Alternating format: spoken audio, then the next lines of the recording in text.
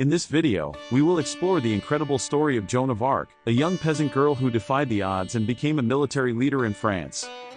Joan faced enormous challenges, including skepticism from the military and the daunting task of rallying an army during a time of war and despair.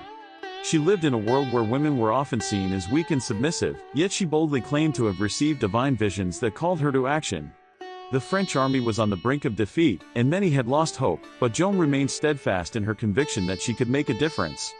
Her determination and bravery in the face of adversity are truly inspiring, and it's remarkable to think about how she managed to overcome the many obstacles that stood in her way. Despite the doubters and naysayers, Joan persevered, driven by her unwavering belief in her mission. We'll delve into Joan's early life, her divine visions, and the pivotal moments that led her to take charge and inspire her troops to fight against the English.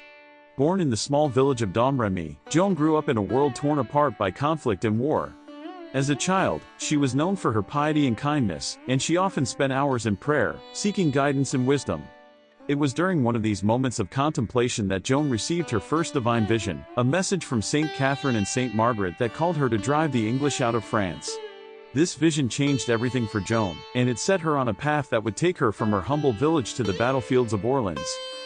Joan's visions became more frequent and vivid, and she began to see herself as the chosen one, destined to save France from the English invaders. She traveled to the city of Vaucouleurs, where she met with Robert de Baudricourt, a local lord who was initially skeptical of her claims. Despite his doubts, Joan's conviction and determination eventually won him over, and he provided her with a small group of soldiers to accompany her on her journey to the French court. This was a turning point in Joan's life, as it marked the beginning of her rise to prominence as a leader. As Joan's reputation grew, so did her following, and she soon found herself at the head of a large and enthusiastic army. She became known as the Maid of Orléans, and her bravery and military prowess earned her the respect and admiration of her soldiers.